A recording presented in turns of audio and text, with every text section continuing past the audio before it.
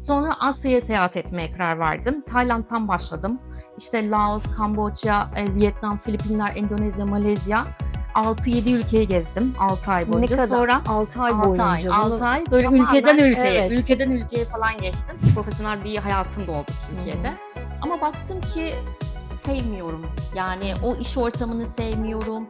Kendimi kısıtlanmış hissediyorum. Ama bunları çok sonrasında fark ettim. Yani ben seyahatlere giderken aslında evden de çıkıyorum. Eşyalarımı Orası evet. emanete bırakıyorum. Yani depo Evet, tutup evet. bırakıyorum ve girdiğim işlerden de çıkıyorum aslında. Merhaba, Sıfırdan Yaşamlar'ın yeni bölümüne hoş geldiniz. Bugün cıvıl cıvıl bir konuğum var. Karşınızda Alisa Karali. Teşekkür ederim. Evet, hoş geldin Hoş tekrar. bulduk. Şu anda yaşamın nasıl? Hı hı. Neler yapıyorsun? Bugünkü hayatının bir portresini çizecek olursan Hı bize hı. neler derdin? 2016 yılında ben Londra, İngiltere'ye geldim. Yani 10 yıldır şu an burada yaşıyorum. Hayatımda böyle bir değişiklik yapmaktı aslında Hı amacım. hı. Sonra değişiklik yapınca ben böyle yeni başlangıçları çok sevdiğimi fark ettim. Sonra İngiltere'ye geldim. Burada yaşamaya başladım. Üzerine de yeni bir yere gelmek beni böyle çok heyecanlandırdı, Hı motive hı. etti. Sonra ben Asya'ya gittim. Orada seyahatlere başladım. Sonra Amerika'ya gittim. Orada seyahatlere başladım. Öyle bir şey oldu yani. Yenilikleri seviyorum. Aslında ben sıfırdan tekrar hep başlangıç yaptım. Çünkü seyahate gidiyorum. Hani komple bütün paramı harcıyorum. Böyle işi falan bırakıyorum, geziyorum. Sonra tekrar buraya geliyorum. Hayatıma tekrar sıfırdan başlıyorum. Böyle bir şey yani. Bayağı göçebe bir hayatı Aslında benimsemiş gibi kesinlikle geliyor yerleşik kulağa. hayata galiba geçemiyorum gibi bir şey Evet. oldu. Ama şu anda artık böyle şeyim. Ne yapmak istediğime karar verdim. Ben İngiltere'de yaşamaya devam etmek istiyorum. Tabii ki de seyahatler olabilir Hı hı. ama hani köklenmek için aslında burayı seçtim Evet, diyebilirim. evet. Zaten ilk önce herhâlde, seyahatlerinle sosyal medyada daha, Evet, aktif evet, oldun. evet. Yani ben, işte dediğim gibi İngiltere'ye geldim. Birkaç yıl burada yaşadıktan sonra ilk önce Avrupa'yı gezmeye başladım. Daha sonra dedim ki Avrupa'daki ülkeler bana yetmiyor. Ben birazcık daha uzaklara Hı hı. gideyim. Sonra Asya'ya seyahat etmeye karar verdim. Tayland'dan başladım. İşte Laos, Kamboçya, Vietnam, Filipinler, Endonezya, Malezya. 6-7 ülkeyi gezdim 6 ay Ne boyunca. kadar? Sonra 6 ay 6 ay, boyunca. 6 Bunu ay böyle ülkeden tamamen ülkeye, evet. ülkeden ülkeye falan geçtim. Sonra ben onu şey diye sanıyordum, hani, bir kere ben bunu yapacağım ve tamam bu beni tatmin edecek O ve heves bitecek. aynen bitecek diye düşünüyordum. Aslında böyle şey oldu, hani, devamı geldikçe Başka geldi. bir sayfa açtı içinde. Kesinlikle. Sonra İngiltere'ye geri döndüm ben 6 ay sonra. Dedim ki yok ben duramayacağım, tekrardan bir seyahate gideyim. Peki şurada, şunu sormak istiyorum. İngiltere'de sen, bir yer tutmuş muydun? Yani bir, kalıcı bir yerin var mıydı? Evet, Döneceğini mutlaka biliyor tutmuştum muydun? ama şöyle, yani, ben seyahatlere giderken aslında evden de çıkıyorum. Hı Hani, hı. evden çıkıyorum, Hıh. eşyalarımı, Orası evet. emanete bırakıyorum, yani, depo Evet, tutup, evet. bırakıyorum ve girdiğim işlerden de çıkıyorum aslında. Hı Hani, hı. çünkü insanlar bana soruyor, yani, 6 ay sen, hani, nasıl izin alıp da Evet. gidebiliyorsun? Hayır, işten çıkıyorum, gidiyorum. Yani, böyle bir şey, nasıl desem sana, aslında biraz akışta gibi. Yani, Bayağı akışta gibi ondan biraz değil. sonrasını sonra düşünürüm falan diye, hani, Evet. bir, mantıkla ilerliyorum. Hı hı. Sonra ilk seyahatimi yaptıktan sonra dedim ki herhâlde bu benim, hani, hevesimi tamamlayacak. Ben bir daha, hani, bunu yaptım diyeceğim ve bu benim için güzel bir hatıra olacak falan diye düşünüyordum. Aksine İngiltere'ye dönünce dedim ki yok, hani, yine böyle bir gezmek beni çekiyor falan diye. Sonra tekrardan, işte, biraz para biriktirdim. Sonra, işte, Hindistan'a gittim, 3 ay kaldım. Sonra Sri Lanka'ya gittim. Sonra Covid patladı, geri dönmek zorunda kaldım. 1-2 yıl tabii Covid olduğu için, hani, Londra'da kaldım. Hı hı. Daha sonra tekrardan, işte, Küba, Kolombiya, Meksika, yine 6 ay boyunca seyahatteydim. Evet. Sonra yine geldim. Sonra yine para biriktirdim. Sonra yine gittim. En son, işte, 2 yıl önce falan, hani, bu şekilde uzun bir seyahate çıktım. O zaman da, işte, Guatemala ve Costa Rica'ya gittim. Ama sonra tabii insan diyeceksin ki yorulmuyor musun? Yoruluyorum. Hı İşte, hı. yorulduğumu fark ettim. Evet. Dedim ki evet, seyahat her zaman çok güzel, beni çeken bir şey, ruhumu gerçekten doyuruyor ama, hani, böyle şey olmasın, hani, ülkeden ülkeye, ne olacağı belli olmayan falan gibi, hani, böyle bir ben karar vereyim, hani, ben, yerimi bileyim ama yine seyahate devam Evet. edeyim gibi bir şey, yapmak istedim ve, eee, 2 yıldır da aslında, yani, sabit olarak İngiltere'deyim. Hatta işimi, başlattım. Hı Kendi hı. işimi kurdum. Evet. Aslında yine bu şu an konuştuğumuz konularla çok ilgili. Evet. İngiltere'ye yerleşmek isteyenler için vize konularında destek sağlıyorum. İngiltere'de, Londra'da bunun lisansımı alıp yasa olarak, sizin başvurularınızı, yapabiliyorum. Bu konuda yani danışmak istediğin sorular da olabilir. Bu konuda da yardımcı olabiliyorum. Yani ben göçmenim ve göçmenlere de Hı yardımcı olmaya hı. çalışıyorum Evet. gibi bir şey oldu. Evet. Aslında tam da, hani, bu, o seyahat etmek isteyen, biraz daha esnek, bir hayatı sunabilecek bir, İş seçtim. iş de Evet. seçmişsin. Ya, bu kendiliğinden Evet. oldu aslında Hı aile. hı. Yani her zaman şey vardı, hani, hem beni seyahat ettirebilen, yani her yerden çalışabileceğim bir iş olsun. Yani gezerken de hem rahat bir şekilde hem çalışayım hem paramı kazanayım. Ama bir taraftan da ne zaman eve dönmek istersem de, hani, eve de dönebileyim, yani tekrardan iş aramayayım, Hı hani, hı. işten çıkmak zorunda kalmayayım diye. Sonra böyle bir kendiliğinden, hani, dönüştü böyle bir Evet. şeye. Zaten insanlar da bana sorular sormaya başladılar. İşte, "İngiltere'ye nasıl gittin? Ben de gitmek istiyorum. Bu konuda bana ne Hı tavsiyelerde hı. bulunursun?" diye. Sonra ben de insanlara cevap vermek için tabii ki de araştırıyorum. Evet. Hani, bunları yanlış bir şekilde söylemeyeyim falan diye. Ciddi konular Çok sonuçta. organik bir şekilde gelişen bir yol Organik bir oldu. şekilde aynen kendiliğinden açıldı. Sonra dedim ki ben bunu neden profesyonel bir şekilde Hı hı. yapmıyorum?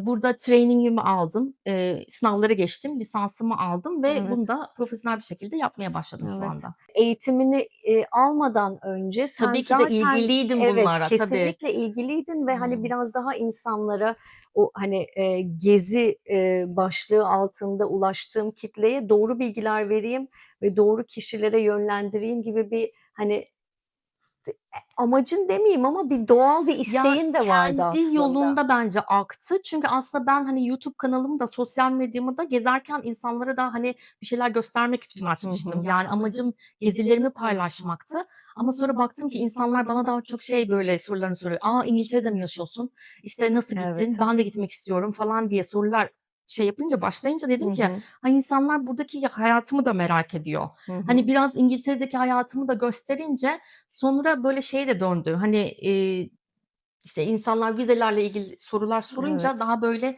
hani, araştırıp böyle profesyonelliğe döndü. Sonra dedim ki, yani, o zaman, hani, evet, benim yolum buna doğru gidiyor yani. O evet, zaman ben de bu şekilde devam edeyim. evet. Yani, buradan, hani, ne kadar, işini severek ve keyif alarak yaptığını da anlıyorum. Hani, çünkü, Ya, aslında hani, ne yapsam da bir kariyer bulsam gibi bir değil, yerden değil. değil. Gerçekten Kesinlikle sen, hani, "Su akar yolunu bulur." öyle derler. oldu. Seninki biraz öyle olmuş. Yani, kesinlikle yolumu bulduğumu düşünüyorum Hı hı. zaten. Böyle bir kendiliğinden açılan, sonra zaten o sadece, hani, seyahat ve insanlarla paylaşım değil, tabii ki de profesyonel olarak karşıma çıkan insanlar da, hani, beni bu yola, eee, Evet, evet. teşvik Hı ettiler. hı. Hani, "Sen zaten bunları biliyorsun, neden yapmıyorsun?" falan diye.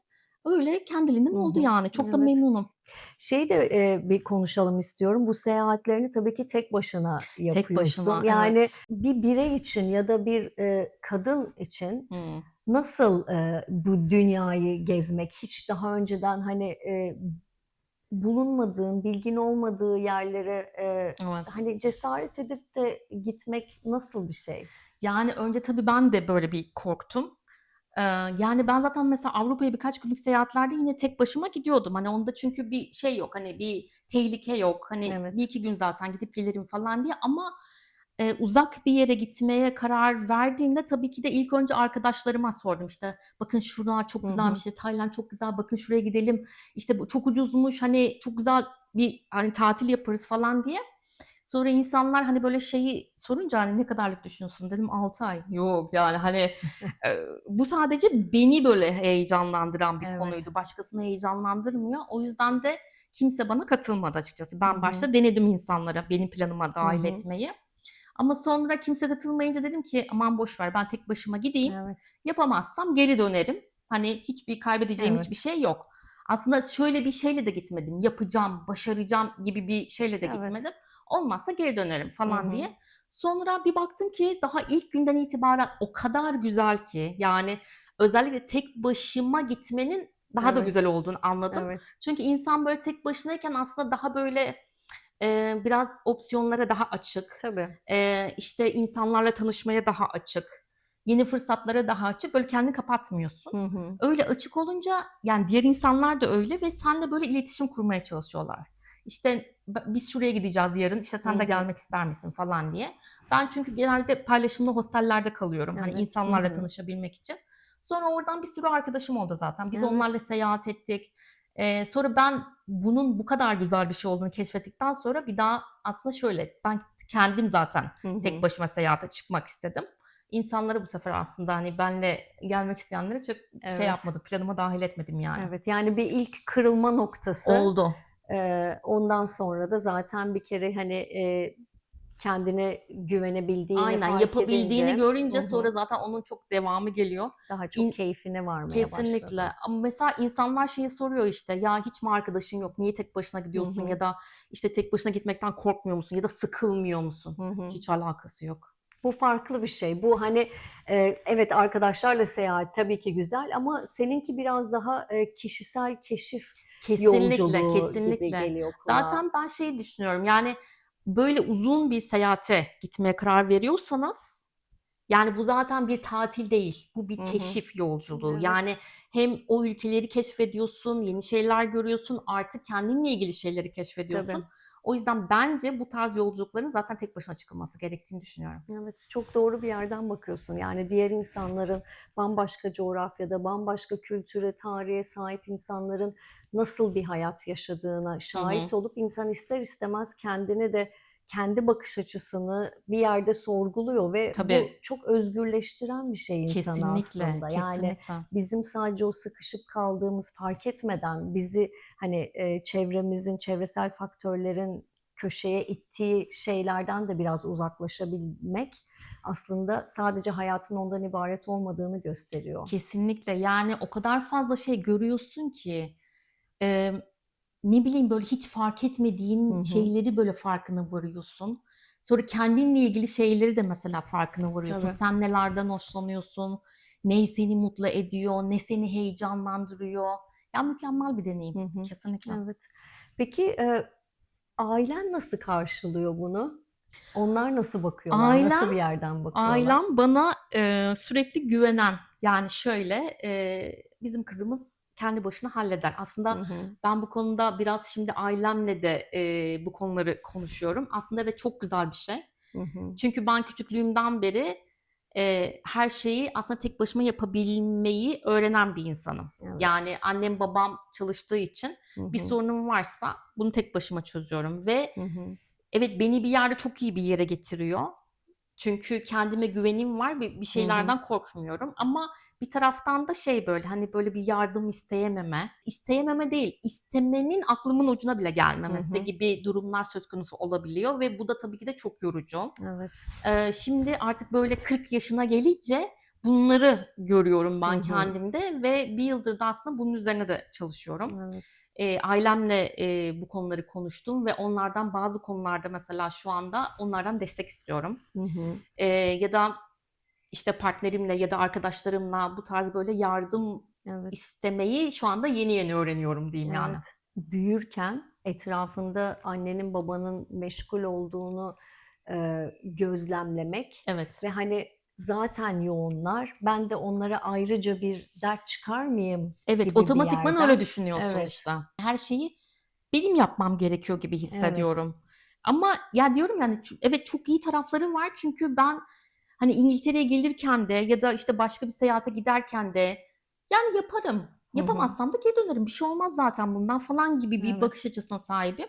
Ama bir taraftan da tabii ki de, hani, insan bazen destek almak da istiyor. Yani, o desteği isteyebilmek Hı ve hı. o desteğin sana geleceğini görmek, hani, geldiğini Evet. görmek bunlar da tabii ki de hoş bir şey. O yüzden şu an ben böyle biraz Hı dengelemeye hı. çalışıyorum. Evet, insanlar sosyal varlıklar. Yani Tabii ki de. yardım istemek aslında en doğal, ihtiyaçlarımızdan biri. Bir yere ait olduğunu Tabii ki. ve sen, bir şeye ihtiyaç duyduğunda orada sana, cevap verebilecek, insanlar olduğunu bilmek hepimizin en doğal, arzuladığı ve kovaladığı bir şey aslında Evet. fark etmeden. Kaç yaşında geldin, buraya İngiltere'ye taşındığında? 30 yaşında. 30 yaşında, yani 30 yıllık bir geçmişin var. Orada büyüdün.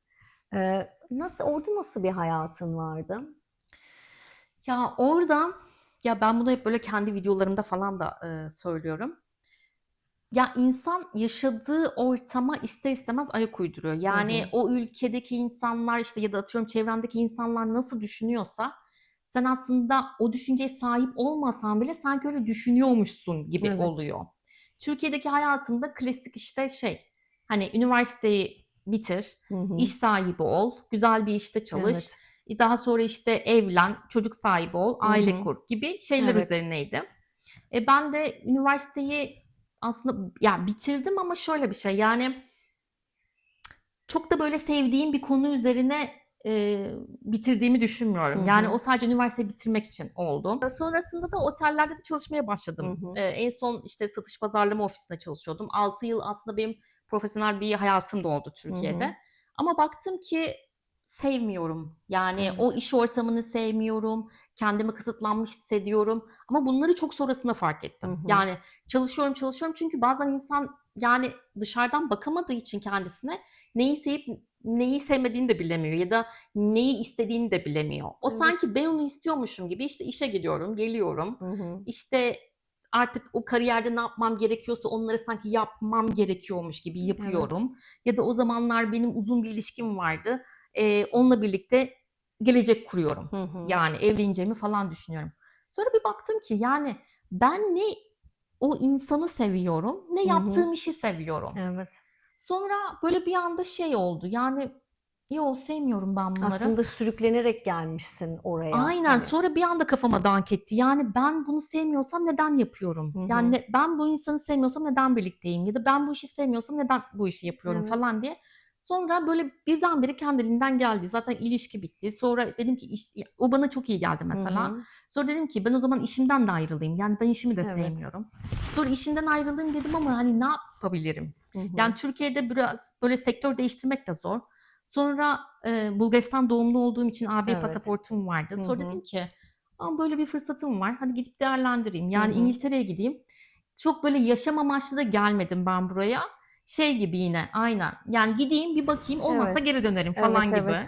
Sonra buraya gelince dedim ki, "Yok, ben Hı burada hı. iyiyim. Hani, burası güzel, burada yaşamaya devam edebilirim." diye. Öyle Hı yani. hı. Çok da böyle, hani, planlı programlı ben artık burada yaşayacağım niyetiyle Evet. gelmedim. Evet. Peki o, hani, "Tamam artık ben burada kalırım." Ne zaman? 3 ay Evet, sonra. o 3 ay 3 ay sonra. sonra. Peki hatırlıyor musun o ara neler oluyordu hayatında? Şöyle, aslında, yani, İngiltere'ye geldiğimde de çok mükemmel bir hayat yok tabii ki Tabii, burada. Çünkü sıfırdan bir hayata, kesinlikle. başlıyorsun. Yani, çok, böyle, hani, burayı bilmiyorsun, yaşamı bilmiyorsun. Ben zaten buraya gelirken bu mesleği, yani, okuduğum mesleği yapmayacağımdan emin Hı olduğum için hı. o işlere de başvuru yapmadım. Evet. Böyle, normal restoranda, kafede, Hı hani, hı. bir şeylere falan başvuru yaptım. Öyle çalışmaya başladım. Sonra ben aslında buradayken de çok da farkına varmadım, yani, bu hayatı sevdiğimi, adapte olduğumu. Ne zaman ki ilk İngiltere'den Türkiye'ye ziyarete gittim bir haftalığına. Evet. Oraya gidince dedim ki, "Yok, ben Ben İngiltere'ye artık burada alışmışım yapamayacağım galiba." galiba. diye. Çünkü burada daha böyle sakin bir hayat var. Hı hı. Kaos yok.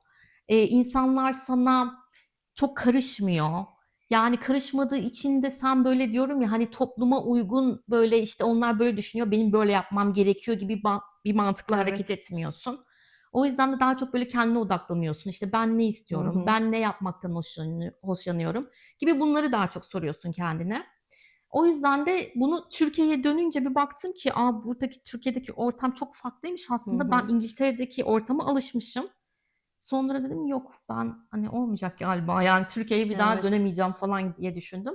Öyle de 10 yılı bitirdim yani burada. Kafanda ne var? Gelecekte sence burası benim için kalıcı diyebiliyor musun? Ya, ben İngiltere'yi kalıcı olarak Hı düşünüyorum. hı. Yani, buradaki hayatımdan memnunum. Ama şimdi bunu söylerken insanlar negatif yorumlar da yazabilir. Çünkü ben bunu ne zaman dile getirsem kendi Hı hı. kanalımda ya da sosyal medyamda insanlar hep şey yazıyor. İşte, "Sen orada paylaşımlı evde Hı yaşıyorsun. hı. İşte, bu hayatı mı övüyorsun, Hı bu hı. hayatı mı beğeniyorsun?" falan diye. Herkesin öncelikleri farklı. Öncelikleri farklı. Bir de, yani, hayatının %100 mükemmel olması da beklenmiyor Aynen insandan. öyle. Yani, Yeri bir yok de zaten. neleri tolere Hı edebiliyorsun, neleri hı. edemiyorsun ya da neyi önceliklendiriyorsun? Yani, ben, eee, kendimi burada özgür hissediyorum. Çünkü ne yapmak istiyorsam yapabildiğimi Evet. düşünüyorum. Bu benim için evet, öncelikli bir şey. Ben bunu yapıp bazı şeylerde kendimi daha iyi hissetmiyorsam, Hı mesela şu hı. anda Londra'da paylaşımlı evde kalıyorum. Ben bunu bir derece tolere edebilirim Evet. yani. Hı hı. Çünkü bir taraftan beni çok tatmin Hı ediyor. hı. Ama tabii ki de artık böyle şeyi de, ortak yaşamı da istemiyorum tabii ki. Ama şey olabilir, yani Londra değil de belki İngiltere'nin Hı başka hı. bir yerinde daha, hani, uygun, daha Evet. ucuz bir Hı yerde, hı. tek başıma yaşayabilmek ya da Evet. atıyorum, işte, bir, hani, partnerinle falan Hı hı. yaşayabilme, onu düşünüyorum. Yani Londra'da biraz, hani, kendi evini tutma biraz maalesef, Mümkün olmuyor. mümkün değil. Yani çok pahalı bir şehir. Her şeyi özellikle konaklama, yeme Konaklamaya içme, başta dışarıda bir olmak şey üzere. Hı hı. yapma gerçekten, çok pahalı ve tek başına yani, maaşla, öyle tek, başına evde Kesinlikle yaşamak öyle. biraz sıkıntı yani. Evet. O yüzden de diyorum ya, hani, İngiltere kesin, Hı hı. İngiltere'yi kesin olarak düşünüyorum ama belki Londra olmaz. Hı hı. Evet. Seni zorlayan şeyler, duygusal durumlar mutlaka olmuştur. Senin için nelerdi? Nasıl dönemler oldu? Ya, oluyor tabii ki. Yani, şöyle, ne zaman böyle bir sağlık konusunda bir sıkıntı yaşasam Evet. evet, en bence sık o Hı zaman, hı. hani, bunu hissediyorum. Çünkü İngiltere'nin sağlık sistemi biraz sıkıntılı. İşte, hani, doktoru görene kadar Oldukça, bayağı bir, hani, evet. zaman geçiyor falan. Bir de burada şimdi tek başına olunca, sana bakacak insan yok falan. Evet. Böyle bir şey oluyorsun, duygusallığa falan Hı hı. kapılıyorsun. Öyle anlar beni en çok zorluyor. O Hı zaman da hı. zaten biletimi alıp hemen Türkiye'ye gidiyorum. Evet. Orada zaten, hani, annem de emekli, Hı hı. sağlıkçı olduğu için, hani, bu imkânlardan oradan yararlanıyorum yani. Herhâlde en sıkıntılı zaman o zaman ama onun Evet. dışında ben kendimi yalnız hissetmiyorum. Hı Yani, hı. burada çok da sosyal bir hayatım var. Evet. Aslında şöyle diyeyim, yani, Türkiye'deki yaşadığım hayattan daha da çok sosyalim Hı burada. hı. Çünkü Eee yaşam standartları biraz daha müsaade Daha ediyor buna. müsaade ediyor ve dışarıya çıkıp bir şeyler yapabiliyorsun. Yani bunlar lüks kapsamına girmiyor Evet. İngiltere'de. Ya tamam, işte, Londra pahalı dedik ama Hı yine hı. de, işte, haftada bir, arkadaşlarınla dışarıya çıkabiliyorsun, bir şeyler yiyebiliyorsun, farklı Ücretsiz mutfakları, aktivite aktiviteleri imkânları da çok yapabiliyorsun. var. Kesinlikle Evet. ben zaten çok takip ediyorum o tarz Hı şeyleri. hı. Ücretsiz konserler falan nerede Evet. var diye.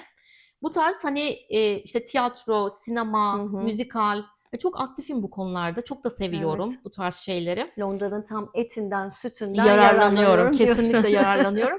Bir de, sosyal medyayı, işte, aktif kullandığım için birçok insanla da tanıştım. Yani, Evet. burada çok Hı fazla hı. arkadaş çevrem de Hı oldu, hı. sosyal medyayla, Hı hı. tanıştığım.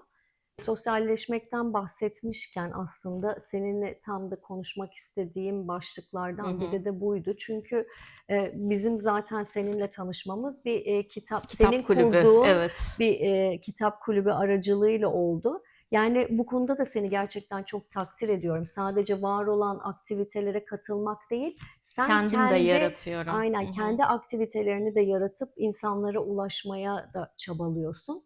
Kulüpleri nasıl kuruyorsun? Nereden aklına geldi? Onun Hı hı. öncesinde başkasının etkinliğine katılmış mıydın? Biraz, bunları anlatabilir misin?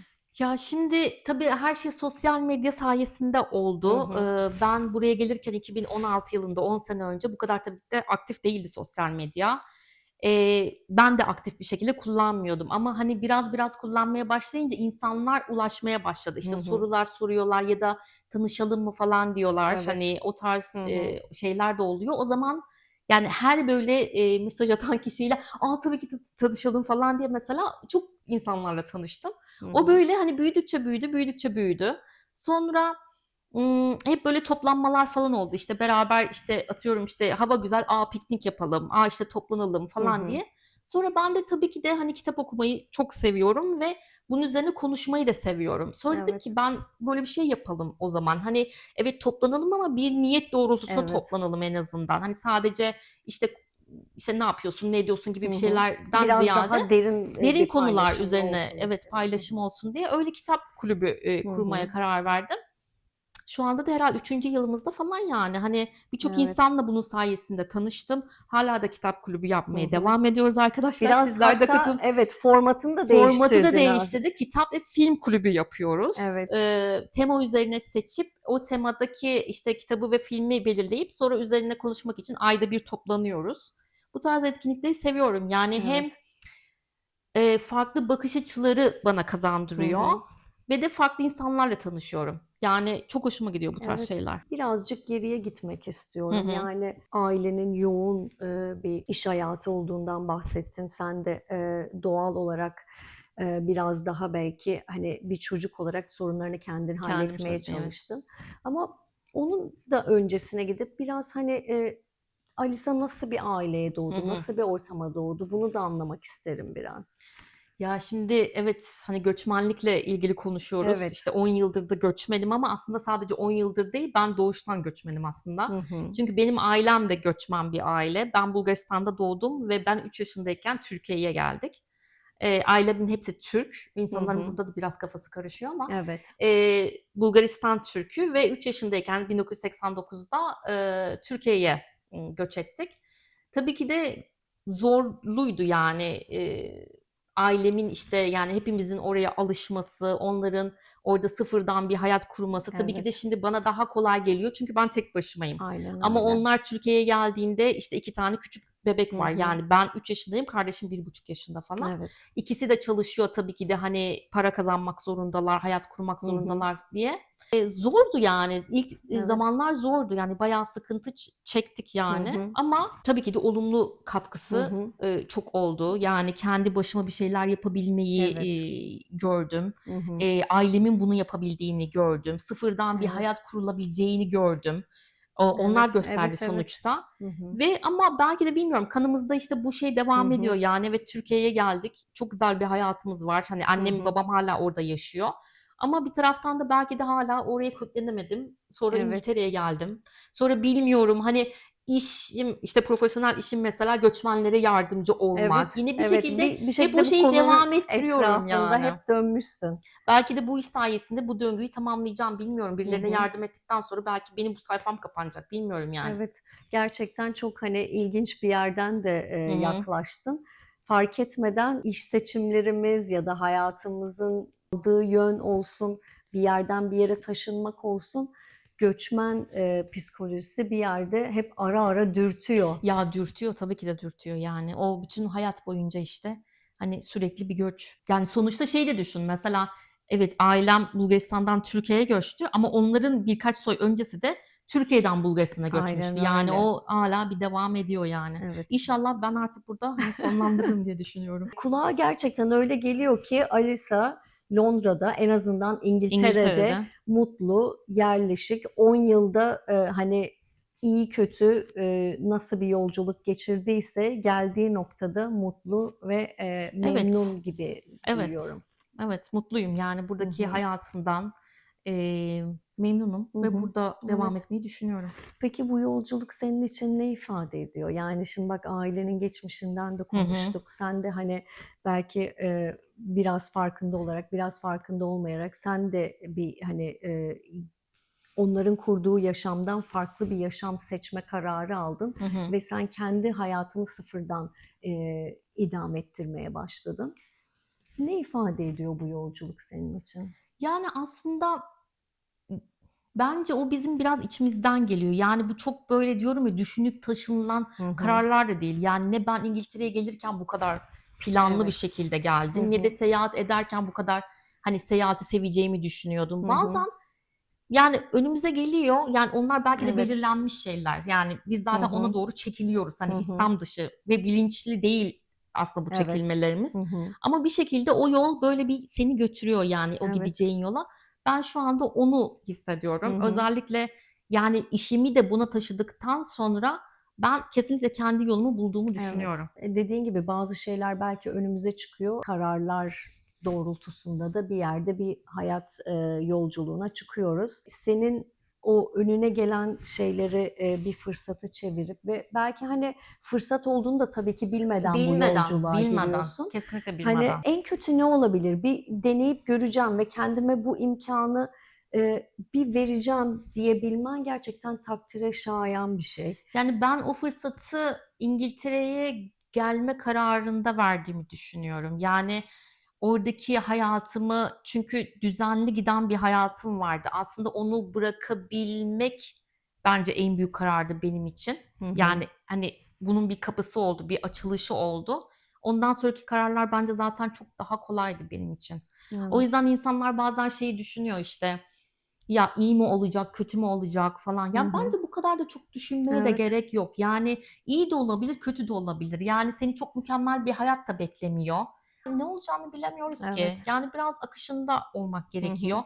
Şey de değil, yani bu bir son da değil. Yani sen İngiltere'ye ya da başka bir yere Tabii. yerleştin. Artık tamamıyla buradasın. Yani Hı buraya hı. uyum sağlamak zorundasın. Uyum sağlayamıyorsan işte bu seninle ilgili bir sıkıntı falan. Evet. İşte ya da çok güzel bir Hı hayatın hı. olacak. Bu iyi hayatı yapamıyorsan demek ki seninle ilgili. Hayır, olmayabilir de yani. Ya Hı geriye hı. de dönebilirsin. Bunda da bir sıkıntı yok. Evet. Türkiye'ye dönebilirsin. Yani bu kararlar insanlara göre ve durumlara göre değişebiliyor bence. Yani Evet. doğru ya da yanlış diye bir şey yok. Hı hı. Önemlisi yani mutlu musun? Bence Evet. o, hani. Evet. Yani mutluluk da çok şeyle değil bence, bağlantılı değil. İşte, iyi bir işin var. Hı hı. Çok iyi bir evde oturuyorsun. Evet. Çok iyi para kazanıyorsun falan. Yok, bunların hepsi bence gelebilecek şeyler. Zaten Evet. önemli olan sen iyi hissediyorsan kendini bu. Hı Ondan hı. sonrasını bence her şekilde yaparsın. Bak bu söylediğin şey o kadar önemli bir gözlem ki İngiltere'nin, hani, yaşam koşullarının verdiği lüks de tam da bu. Çünkü Türkiye'de, hani, bir tek Türkiye'de de değil, daha yaşam temposunun biraz daha yüksek ve Hı hı. zorlayıcı, yaşam koşullarının zorlayıcı olduğu yerlerde insan, hani, mutlu muyum, nasılım, hani, Yok, gelecek öyle bir hakkında ne zaman yok düşünüyorum? Aynen, zaten ve öyle bir zamanın yok. Buradaki hayatın verdiği lüks de tam da bu. Hani paylaşımlı ev mi, lüks bir ev mi? Bu değil. Senin refahın nasıl? Yani sen sabah uyandığında kalbin güm güm atarak mı uyanıyorsun? Yoksa hani o günlük yaptığın rutinleri biraz daha rahat bir yerden mi yapıyorsun? evet. Bence Türkiye'de, Hı işte, hı. çok fazla dışarıya kulak verdiğimiz için, yani, Evet, insanın zaten kendini duyma, alanı kalmıyor. Yani, kesinlikle öyle. kulaklarını sen o kadar dışarıya açmışsın ki sen kendi sesini duymuyorsun zaten. Ne Evet. istiyorsun, neyden mutlusun? Hani, yurt dışına geldiğinde çünkü buradaki insanlar hiç birbirine karışmayan insanlar. O yüzden de bu sorgulamaları daha iyi yapabiliyorsun. Hı Yani, ben hı. hayatta ne istiyorum? İşte, ben para kazanmak mı istiyorum, gezmek mi istiyorum, ben bu işi Evet. istiyor muyum, ben bu işten mutlu muyum? Ya, bir de burada mesela şimdi İngiltere'de, yaşının da önemi yok. İşte, yepyeni bir kariyer de Hı yapabilirsin. hı. İnsanlar sana, bu yaştan sonra sen sektör mü değiştirdin? Evet. Ya da, sen bu yaşta evli değil misin? İşte, sen bu yaşta nasıl geziyorsun? Yani, artık, hani, oturup bir ev alman Evet. gerekmiyor mu falan gibi. Evet. Ya, hepsi yapılacak şeyler bunlar ama sen ne Hı zaman hı. istersen, işte, senin doğru zamanın o. Tabii. O başkasının zamanına sen ayak uydurmayacaksın. Sen kendi zamanına göre devam edeceksin. Ben buraya gelirken 2016'da bu kadar çok sosyal medya yoktu. Ben bir kere buraya geldiğimde neyle karşılaşacağımı Evet. bilmiyordum. Hani bilinmezlik ve kendim burayı keşfettim. Evet, Hı bir hı. taraftan iyi, hiçbir beklentim yoktu ama bir taraftan da tabii ki de, hani, insan biraz bilgi de almak istiyor. O yüzden de şu anda çok fazla sosyal medya var. Her yurt Evet. dışına giden, kendi deneyimlerini paylaşıyor. Tabii ki de paylaşsın. Hı Çok iyi hı. bence. Ben Evet. kesinlikle destekliyorum herkese ama Türkiye'den bunları izleyenler bazen böyle şeye kapılıyor. Çok güzel bir hayat Hı var. hı. Ben de bu hayatı yaşayacağım. Ya da, çok böyle problem olabiliyor. İşte ben bunu mu Hı yaşayacağım hı. diye. Yani bazen diyorum ya, işte çok fazla dışarıya kapılıyoruz yine bu Evet. kararları verirken de. Onları pek evet, görsün, baksın, bilgileri Hı hı. edinsin ama çok da böyle, Evet. şey yapmasın, takılmasın. Yani çünkü herkesin kendi hayatı var. Herkesin kendi seçimleri, Kesinlikle var. öyle. Herkesin mutlu olacağı şeyler farklı. O yüzden bir tık aslında kendilerini keşfetmesi güzel ama bir taraftan da tabii ki de, bilgi almak da güzel. Hani, Hı onu hı. tecrübe eden insanlardan. Yani bunun biraz dengesini yakalamak lazım bence. Şimdi seninle ufak bir oyun oynayalım Okay. istiyorum. Biraz tuhaf, biraz ilginç, sayılabilecek bir özelliğini Hımm. ya da bir alışkanlığını düşünmeni istiyorum. Ama Okay. bana direkt olarak söyleme. Bana 2 tane yanlış seçenek ver. O özelliğin ya da alışkanlığın da neyse Okay. A, B, C şıkkı olarak ver. Ben de tahmin etmeye çalışayım. Şimdi biraz düşüneyim ama Tabii. bence Aylin, sen benim söyleme tarzımdan bence anlarsın. Sen psikologsun Bakalım, çünkü. bilmiyorum. Bu belki, hani, çok da böyle çok ekstrem bir şey değil ama, Hı hı. bunu söylediğimde insanlara biraz böyle garip geliyor. Çünkü o kadar seyahat ettin, o kadar böyle tırmandın, ettin, o ormanlara falan girdin dediğimde mesela insanların, benim örümcekten çok korktuğumu mesela şey yapmıyorlar, Hı hı. tahmin edemiyorlar. Hani, öyle bir şey düşünemiyorlar. Hı hı. Yani bu kadar gezmeme, bu kadar böyle cesaretli olmama rağmen örümceklerden çok korkuyorum. Hı hı. Yani fobim. Tamam. 2'ncisi, uyurken kulak tıkaçsız yatamıyorum. Hı hı. 3'üncüsü de, Imm, 3'üncüsü de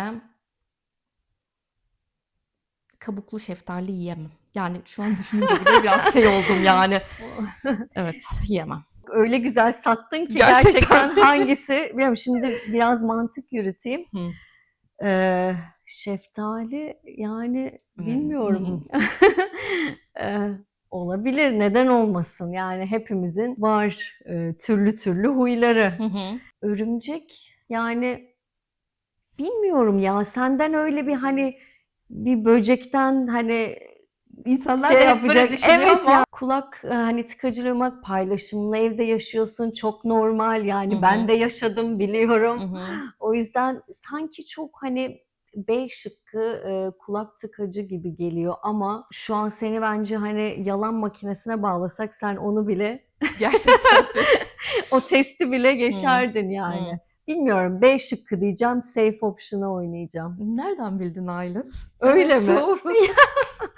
Doğru. Ay, çok güzel. Ama bu sadece Hıh, İngiltere'de başlamadı. Daha evet. Türkiye'den Hı başladı. Yani hı. sadece paylaşımlı evde yaşamakla alakalı değil ama evet, Hı hı. oradan da şeyi var. Evet, Öyle bir alışkanlık yani evet. Hı yatamıyorum hı. başka, kulak Yani, tıkacı evet, olmadan. biraz dediğim gibi çeken bilir, ben de paylaşımlı Ama evde az sadece bu yaşadım ama gürültüden öyle değil yani değil. şu anda öyle bir Hı alışkanlık oldu hı. ki onsuz böyle şeyim, hani uyuyamayacağım. Yok, Evet, evet. uyuyamayacağım yani. Biraz göz bandı gibi yani o şeye Onu da kullanıyorum alışınca da yani sen tamamen böyle aynen, dış aynen dünyaya. öyle olması lazım. Tamam, süper. Peki, şimdi bitirmeden önce, bir rolleri değişelim istiyorum. Okay. Sen bana benim sıfırdan yaşamımla alakalı ne sormak isterdin? Sen buraya öğrenci olarak Hı hı. geldin. Ben artık buradayım dediğin bir nokta Evet. oldu mu?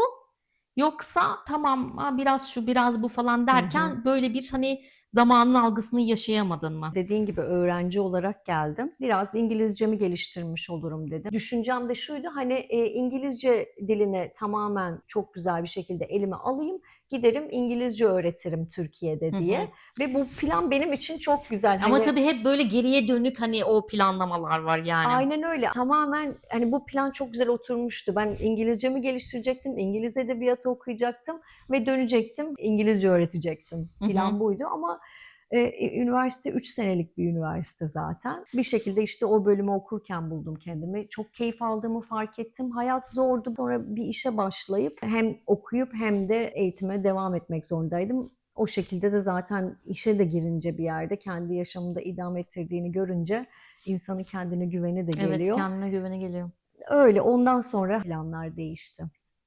16 yıl olmuş yani senin. 16 yıl, aynen öyle. Seninle konuşmak gerçekten çok keyifliydi. Teşekkür ederim. Hem, hani, gezilerin olsun, benim her zaman zaten, hani, birebir konuşmalarımızda da Hı çok, hı. ilgimi çekmişti. Her zaman, hani, fazla fazla dinlemek istiyorum. Sanki çok fazla da yer verdik gibi gelmiyor. Bakarsın 2. bölüm mü gelir Olabilir. Ben Alisa'yla? seyahat konusunda konuşmayı çok severim. Ben çok teşekkür ediyorum. Çok keyif alarak bu konuşmayı seninle Teşekkür ederim. yaptım ve, hani, ekran başında izleyen, arkadaşlarımızın da eminim ki senin yolculuğundan, Hı alacağı hı. birçok şey var. Bu kanalı zaten yapmamızın amacı da o. Biraz insanların, hani, motive olmasını da yani sadece, hani, toz pembe değil, dikenleri de Tabii ki. var. Yani bunu görsünler ama yılmasınlar istiyorum. Dediğin gibi dönme de mümkün O da olabilir olabilir, evet. ama sadece, hani, kendilerine imkân versinler. Ben kimim, ne istiyorum, hani, ne katabilir bu yolculuk Hı bana? hı. En önemli şey bence bu. Hani, bu, sıfırdan yaşam, başlığı Kesinlikle, altında. yani denemeden bilinmiyor çünkü. Kesinlikle öyle. Tekrar teşekkür Ben ediyorum teşekkür ve ederim. izleyenlerimize güle güle diyoruz. Ayrıca yeni bölümlerimizi kaçırmamak için abone olmayı unutmayın ve Alisa da Beni de takip kısaca edin. aynen Beni öyle, de takip edin lütfen. aşağıya linki bırakıyorum. Londra'da, İngiltere'de yaşıyorsanız, etkinliklere katılmak istiyorsanız o konuda takip edebilirsiniz ya da İngiltere'ye yerleşmek istiyorsanız vize konularında da yardımcı oluyorum tabii ki de. Mutlaka. Randevu alabiliyorlar. Yarım saatlik, sorularını yanıtlıyorum. Yani buradaki yaşamla, vize konularında neleri mümkün, olabilir, hani Hı onların hı. dosyalarında ne gibi detaylar olabilir, onları konuşuyoruz. Daha sonrasında da isterseniz de beraber vize başvurusunu Evet. yapabiliyoruz. Zaten mutlaka, hani, bir sayfasına bakın.